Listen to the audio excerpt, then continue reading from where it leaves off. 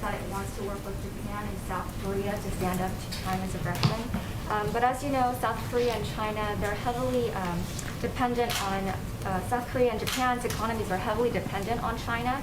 And there's also been some reports about the South Korean side being reluctant to add any language that might upset the Chinese in today's joint statement. So how is the administration going to work with South Korea and Japan when it comes to standing up to Beijing when their economies are so closely tied to China? Well, first let me say that it is should send a clear message about the importance of these partnerships and alliances that the first two bilateral meetings the president has had after today are with Japan and South Korea. And obviously there are a range of means we coordinate and communicate with both of those countries, including through our trilateral discussions that we've already participated in at a very high level from the federal government with our National Security Advisor and our Secretary of State.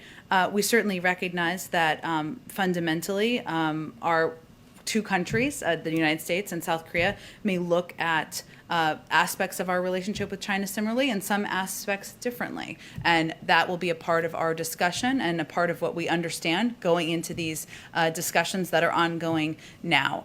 But at the end of the day, we feel there's areas of cooperation and partnership with South Korea. As you know, there was a big announcement that was made today, which we welcomed, which is significant investments in the United States by South Korean companies, totaling more than $25 billion, which that reflects the long-standing close economic ties between the United States and South Korea. And we expect there to be continued opportunities for those type of economic engagements and cooperation. Just one more. There's, as you know, there's ongoing tension between South Korea and Japan. Will he urge President Moon Jae-in today to improve its relationship with Japan?